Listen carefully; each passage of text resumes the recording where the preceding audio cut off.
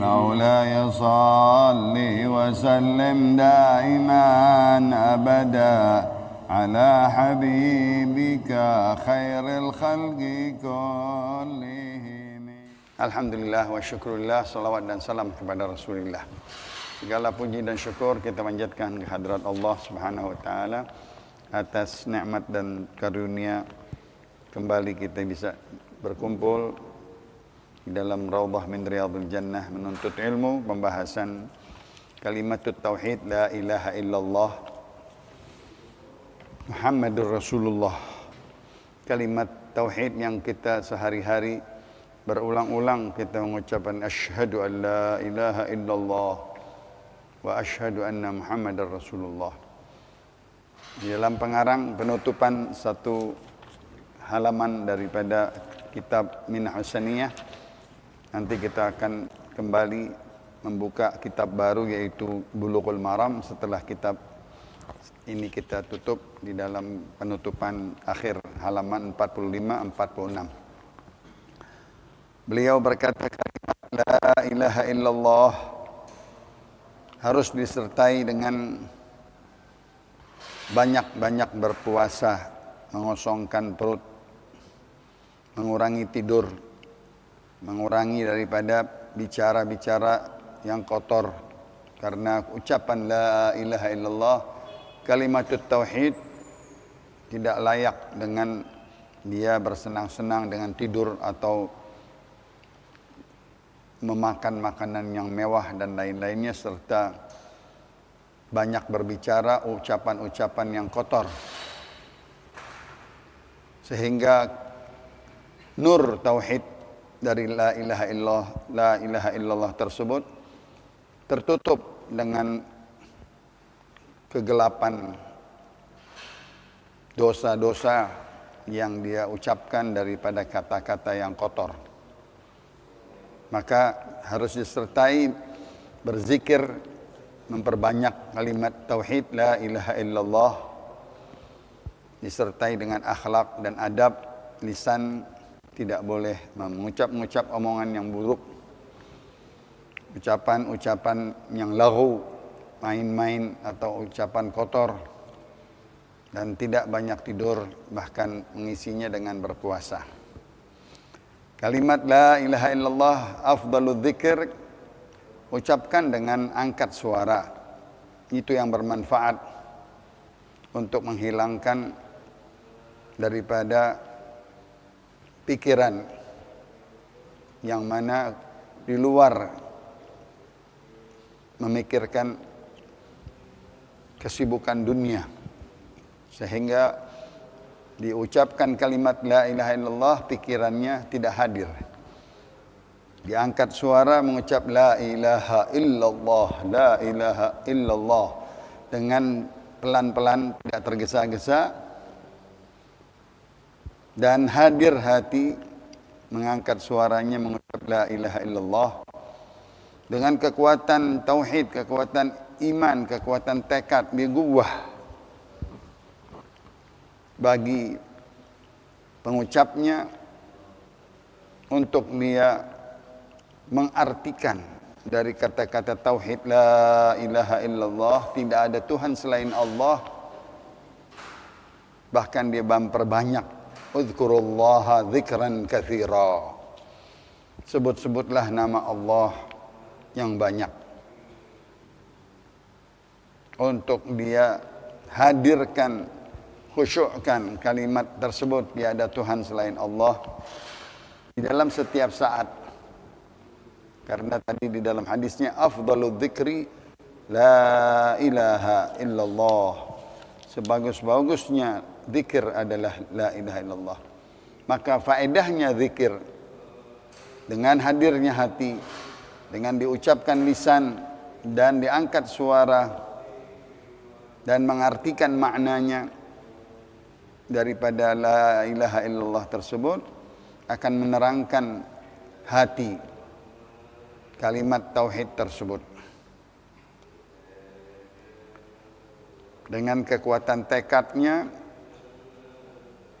dia menghilangkan daripada penyakit-penyakit hati, terutama syak, terutama ragu kepada Allah, masing dia menyembah selain Allah, mentuhankan benda, harta, mentuhankan yang lain-lain, maka dia sering mengucapkan illallah. Tidak ada semuanya itu, hanya Allah. La ilaha illallah. Di dalam ayat Allah, thumma gasat qulubukum min ba'di dzalika fahiya kal hijarah aw ashaddu gaswah. Surat Al-Baqarah 74. Mereka beku hatinya setelah mereka dalam keadaan maksiat, dalam keadaan lalai, dalam keadaan kosong dengan zikrullah. Hati yang kosong seperti batu yang keras, ya, yang tidak berguna. Hati tersebut tidak pecah, ya, tidak menangis. Kalau hati kita batu yang keras, yang tidak berguna lagi zikir ke dalamnya, karena sudah tertutup dengan dosa, titik-titik dosa yang berkumpul di hatinya, nuktatan sauda, sehingga dia tidak masuk lagi ucapan tersebut. Dia tidak bisa merenungkannya, ucapan la ilaha illallah. Dia tidak bisa mentadaburkannya, menghadirkan hatinya, bahkan mengartikan maknanya. Maka dianjurkan untuk mengucap la ilaha illallah bersama-sama, berjamaah, berzikir, bertahlil. La ilaha illallah, la ilaha illallah, la ilaha illallah, Muhammadun Rasulullah. Zikir berjamaah banyak faedahnya, karena satu menutupi dengan yang lain. Istihbab zikrullah bi jamaah fil masajid. Dianjurkan berzikir bersama di dalam masjid, karena adalah tempatnya. Fi baitin min buyutillah, di dalam rumah-rumah Allah Subhanahu wa ta'ala. Fi buyutin adzinallahu an turfa'a wa yudhkara fiha ismuh yusabbihu lahu fiha bil ghuduwi wal asal. Di dalam rumah-rumah Allah diizinkan untuk mengangkat suara berzikir, mengucap la ilaha illallah.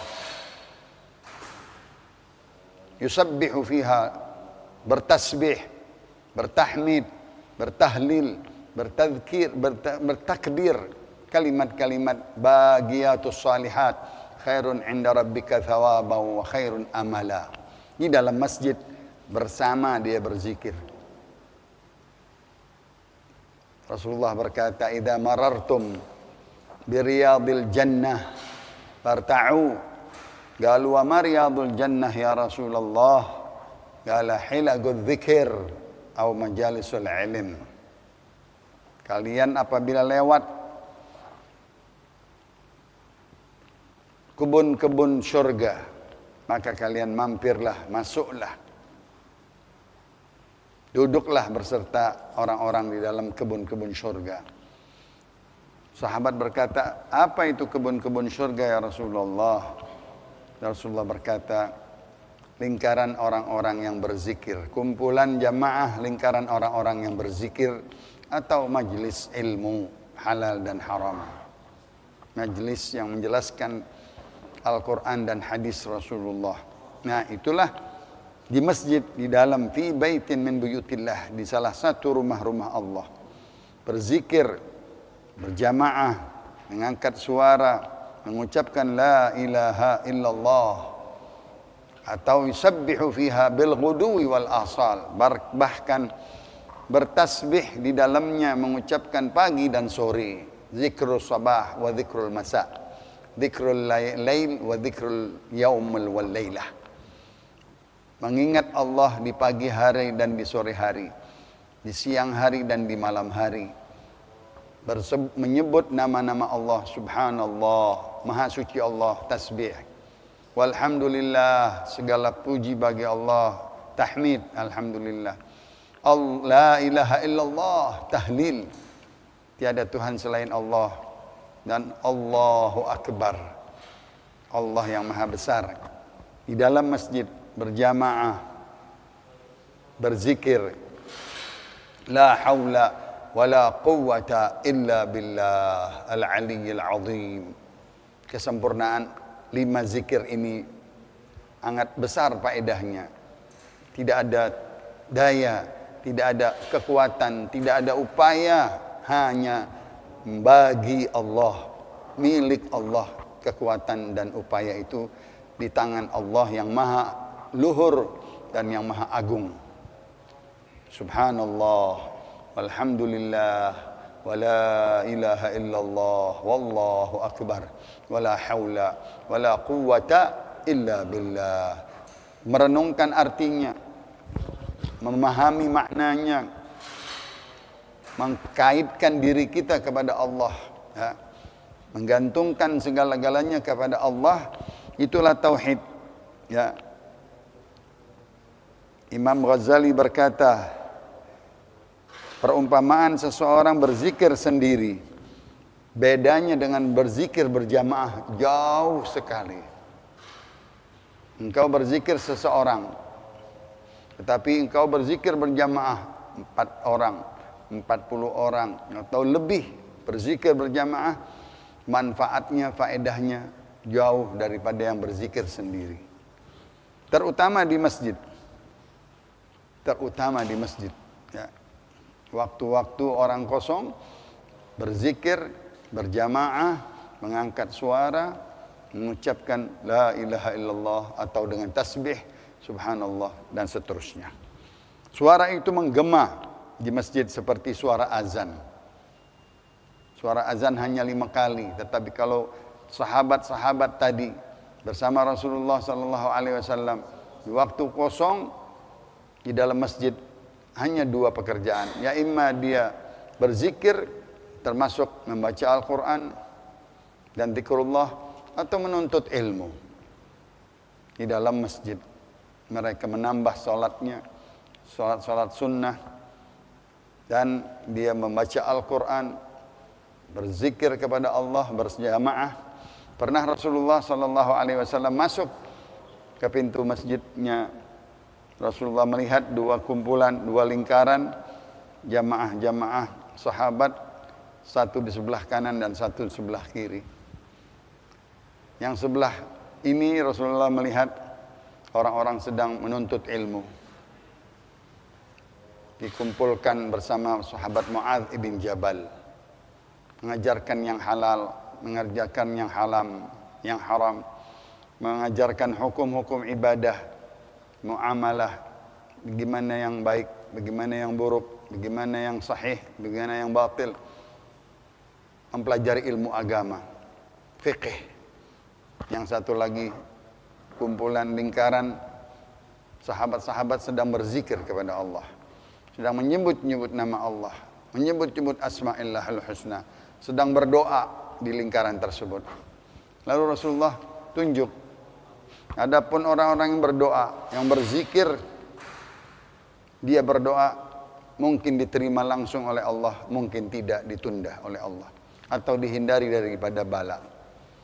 Dan lingkaran yang kedua ini orang-orang yang menuntut ilmu, yang sedang mempelajari ilmu fikih, ilmu halal dan haram, ilmu sah atau batil, ilmu bagaimana syurut, bagaimana arkan ibadah. Maka ini yang bermanfaat sehari-hari, ilmu yang dipelajarinya, ilmu fikih ibadah. Maka Rasulullah duduk bersama orang-orang yang menuntut ilmu. Begitu mulianya majelis ilmu, juga tidak kalah majelis zikir. Maka Imam Ghazali berkata, kalau engkau berzikir sendiri, suaramu tidak sampai ya ke udara. Tetapi kalau kalian bersama berjamaah, suara kalian menggema di masjid. Sedangkan Rasulullah memerintahkan kepada Abu Hurairah, kalau kalian mendengar imam mengucapkan waladhdallin, kalian angkat suara amin supaya menggema di masjid. Itu baru amin. Apalagi kalimat la ilaha illallah, apalagi kalimat subhanallah walhamdulillah wa la ilaha illallah wallahu akbar wa la haula wa la quwwata illa billahil aliyyil azim, dan masih banyak lagi zikir-zikir yang lain. Itulah menerobos hijab-hijab langit udara, yang suara berjamaah tersebut dengan keras dan kuat dari suara yang senada dan hati yang hadir, kekuatan berjamaah berzikir bersama naik ke haribaan Allah Subhanahu wa taala, disampaikan oleh malaikat-malaikatnya, dan Allah berkata, apa yang diminta oleh hamba-hambaku wahai malaikat? Dia meminta ridhamu ya Allah dan syurgamu. Maka kata Allah, aku berikan keridhaanku dan aku masukkan ke dalam syurgaku. Apa yang dia takuti, apa yang dia minta di dalam isti'adzahnya, mereka meminta dihindari daripada murka dan kutukanmu, azabmu, dan dijauhkan daripada neraka-Mu ya Allah. Maka kata Allah, aku ridai dan aku tidak murka kepada hamba-hambaku, maka aku berikan rahmat dan aku jauhkan daripada nerakaku. Allahumma inna nas'aluka ridhaka wal jannah wa na'udzubika min sakhatika wan nar. Allahumma inna nas'aluka ridhaka wal jannah wa na'udzubika min sakhatika wan nar. Ini hadis-hadis di dalam fadilah zikir, yang mana kita berkumpul di dalam raudhah min riyadhil jannah, fi baitin min buyutillah, menuntut ilmu, diselingi dengan zikir, mengangkat suara dengan hati yang sama, dengan suara yang menggema, maka mendapatkan pahala banyak. Selagi banyak orangnya, 4 orang, 7 orang, 10 orang, 40 orang, maka doa-doa kita mustajab, diterima oleh Allah Subhanahu wa taala. Boleh kita meminta kepada Allah di dalam zikir tadi, nas'aluka ridhaka wal jannah. Aku memohon kepadamu ridhamu dan syurgamu. Wa na'udzubika min sakhatika wan nar. Aku meminta dihindari daripada kutukanmu, murkamu, dan azab nerakamu. Bahkan ditambahkan lagi, Allahumma inna nas'aluka al-afwa wal afiyah wal mu'afata ad-daimah fid dini wad dunya wal akhirah. Itu doa Nabi kita Muhammad sallallahu alaihi wasallam. Dibaca selepas tawaf, selepas talbiyah, selepas ibadah-ibadah, doa-doa sehari-hari. Allahumma inna nas'aluka al-afwa wal afiyah wal mu'afata ad-daimah fid dini wad dunya wal akhirah. Allahumma inna nas'aluka ridhaka wal jannah wa na'udzubika min sakhatika wan nar. Kalau di bulan puasa kita tambah, Allahumma innaka afuwun tuhibbul afwa fa'fu anna. Walaupun di bulan yang lain boleh ya. Itu daripada zikir-zikir subhanallah walhamdulillah wa la ilaha illallah wallahu akbar wa la haula wa la quwwata illa billahil aliyyil azim, dengan doa-doanya dari hadis-hadis Rasulullah sallallahu alaihi wasallam. Tentunya kenapa kita tidak sebut Muhammadun Rasulullah? Hanya kita mengerti la ilaha illallah. Cukup. Kalau kita yang mengajarkan kita, yang mengenalkan kita la ilaha illallah adalah Nabi Muhammad sallallahu alaihi wasallam. Sahabat-sahabat mengaku kami dahulu jahiliyah. Kami dahulu orang bodoh, menyembah Tuhan patung, benda-benda mati, batu, kayu dan lain-lain. Tapi setelah datangnya Nabi Muhammad mengajarkan kami menyebut dan mengabdi hanya kepada Allah. Tidak ada Tuhan selain Allah. Wahdah, Maha Esa Allah. La syarikalah, tidak ada sekutunya bagi Allah. Nah, maka statusnya kalau kita baca la ilaha illallah, sudah otomatis yang mengajarkan kita, yang mengenalkan kita adalah Muhammadun Rasulullah. Sebagaimana terpapar di gapura arsy Allah Subhanahu wa taala nama la ilaha illallah Muhammadun Rasulullah. Ini pengakuan Nabi Allah Adam. Tatkala dia meminta taubat sebab dia memakan buah khuldi dengan Siti Hawa, 40 tahun tidak diterima taubatnya. Rabbana zalamna anfusana wa in lam taghfir lana wa tarhamna lanakunanna minal khasirin. Ucapan-ucapan diucapkan oleh Nabi Allah Adam untuk dia meminta taubat karena mengaku kesalahannya, kezalimannya, menganiaya dirinya, mendosakan dirinya sendiri, memakan yang dilarang oleh Allah. Sampailah dia teringat waktu baru dia diciptakan oleh Allah. Masukkan ruhnya dari embun-embunnya dan dia sampailah masuk ke lubang hidungnya, dia berbangkis, dia bangun. Ciptaan pertama makhluk Allah di surga, Nabi Allah Adam. Dia bangun, dia melihat langsung di gapura arsy Allah terpapar la ilaha illallah Muhammadun Rasulullah. Sudah ada nama Nabi Muhammad di waktu itu.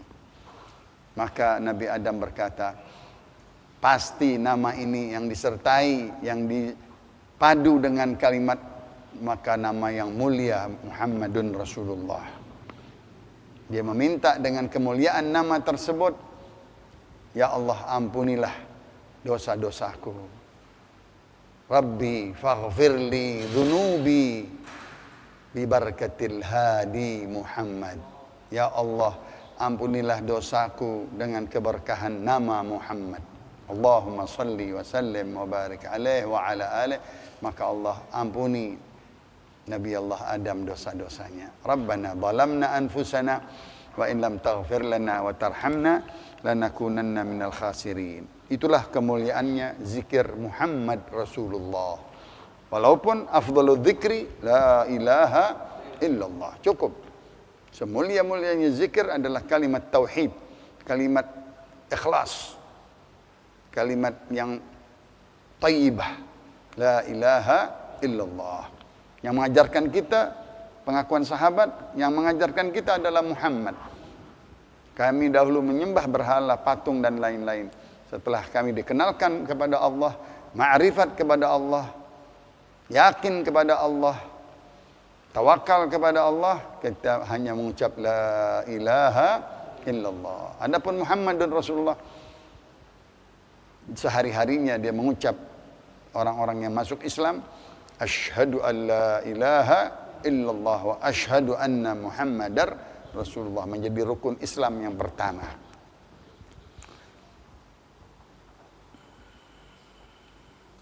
Tentunya semua dengan kehadiran nama Allah disertai nama Muhammad Rasulullah, ikrar menyatakan diri kita tiada Tuhan selain Allah dan Muhammad itu adalah hamba dan utusan Allah subhanahu wa ta'ala.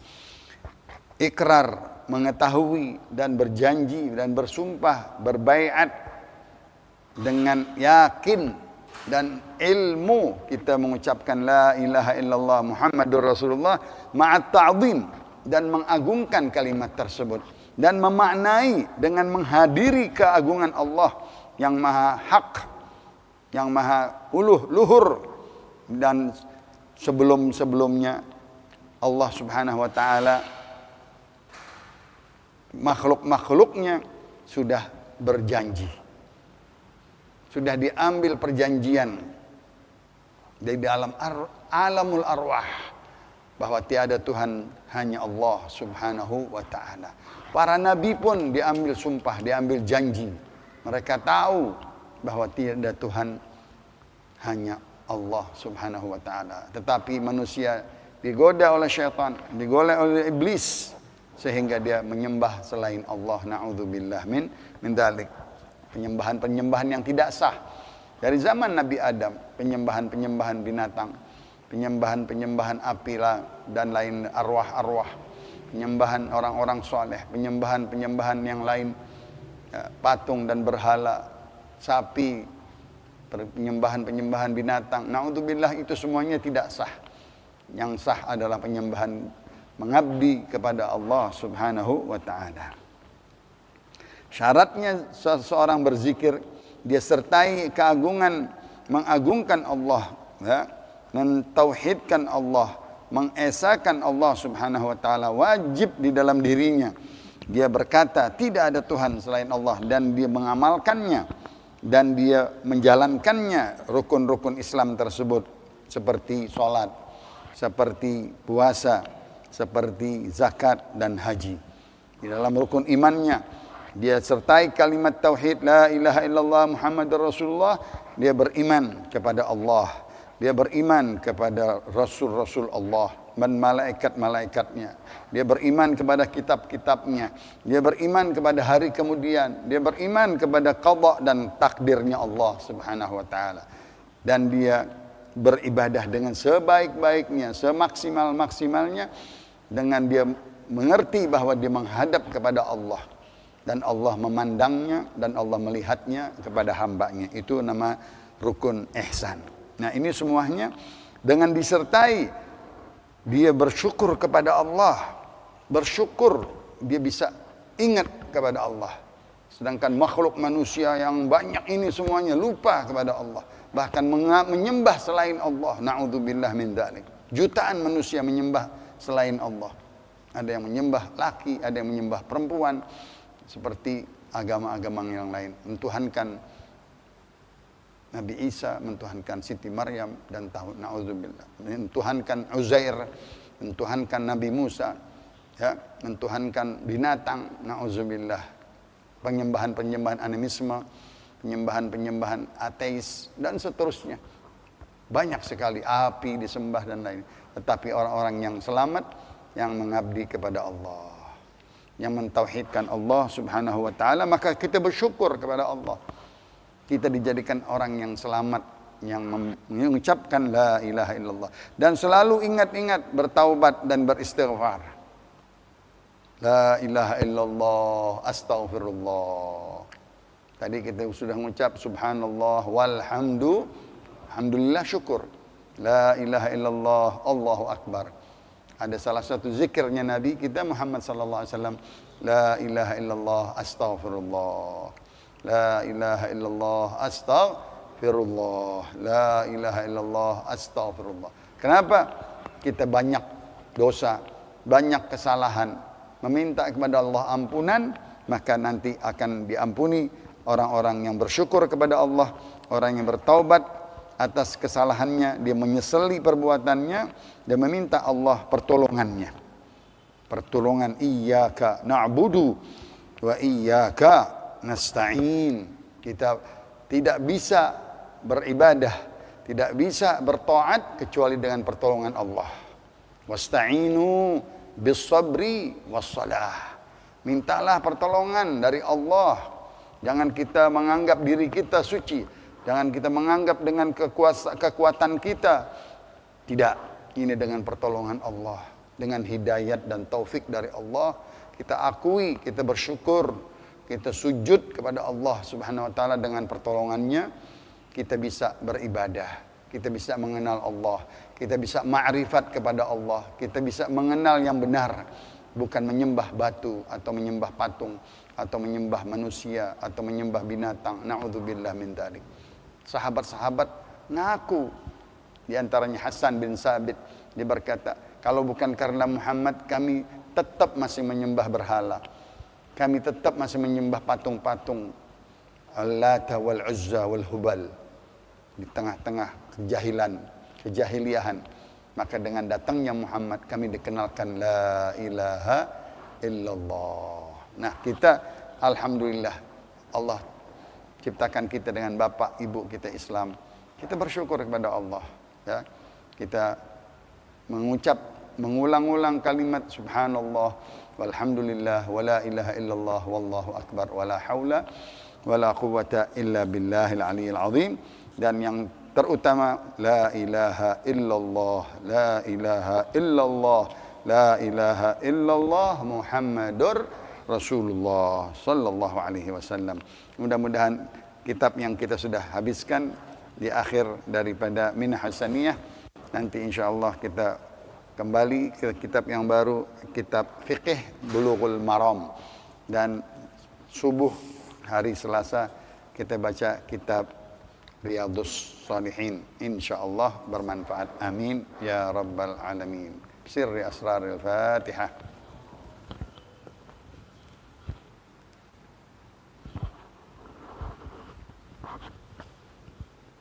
Masih ada berapa menit lagi?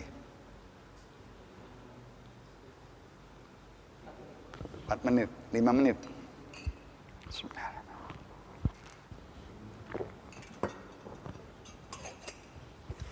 Maka kita niat 5 menit ini untuk membuka kitab yang baru yang bernama Bulughul Maram daripada Adillatul Ahkam. Pengarangnya Imam Ali Ahmad bin Ali Al-Asqalani di dalam ilmu hukum-hukum ibadah, yaitu fiqh. Dia membuka daripada kitab yang pertama adalah Kitabut Taharah. Kitab pembahasan tentang taharah, bersuci, yang disebut nadhafah, ya, kebersihan, ya. Sifat seseorang mengangkat hadas dan menghilangkan daripada najis untuk dia bersolat dan ibadah. Di antaranya wudu dan mandi besar. Itulah termasuk taharah. Nanti ada yang lain-lain seperti tayamum, juga alat untuk beribadah pengganti air. Begitu juga batu untuk mengganti air di dalam istinja. Tetapi pemakaian di dalam taharah yang paling utama adalah air. Wasailut taharah. Wasilah bertaharah, bersuci untuk wudu dan mandi adalah air. Kalau tidak ada, baru diganti dengan tayamum. Beliau mengutarakan hadis-hadis saja dalam ilmu fikihnya dengan dalil-dalil dari kitab-kitab Imam Bukhari dan Imam Muslim, Tirmidzi dan Nasa'i, Imam Malik dan Imam Syafi'i dan Imam Ahmad. Bab pertama tentang air, alat untuk taharah. Wasilah min wasailit taharah. Perantara untuk bertaharah kita gunakan air. Air yang suci mensucikan, ya. Air yang bisa kita pakai untuk wudu dan untuk mandi. Karena kalau air yang bernajis, maka tidak boleh kita pakai.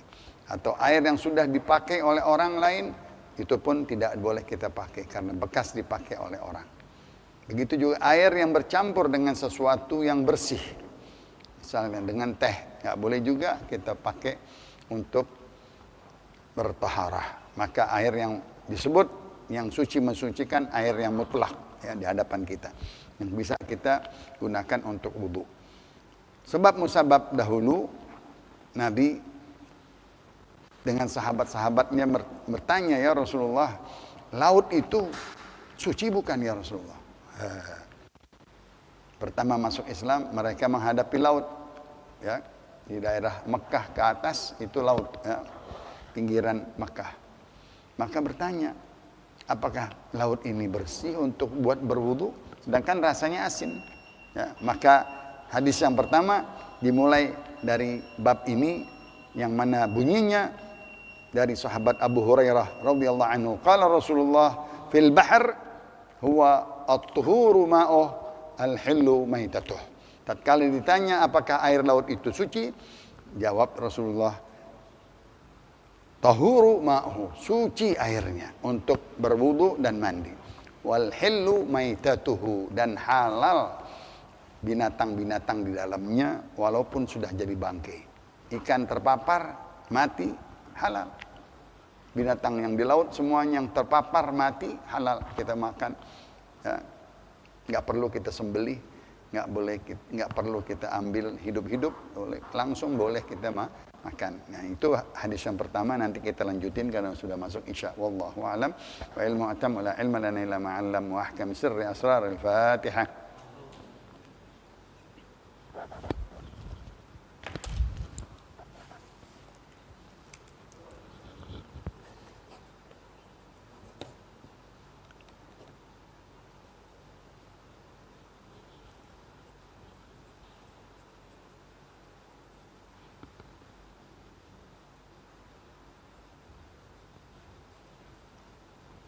Qala Rasulullah sallallahu alaihi wasallam afdalu ma qultu ana wan nabiyyuna min qabli la ilaha illallah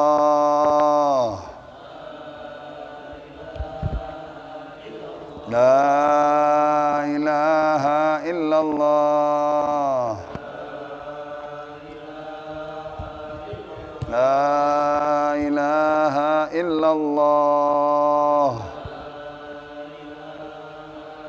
Muhammadur Rasulullah sallallahu alaihi wasallam syarrafa wa karrama wa majjada wa 'azzama Allahumma inna nas'aluka al-'afwa wal 'afiyah wal mu'afata ad-da'imah fid dini wad dunya wal akhirah Allahumma inna nas'aluka ridhaka wal jannah wa na'udzubika min sakhatika wan nar Allahumma innaka 'afuwun tuhibbul 'afwa fa'fu 'anna ya karim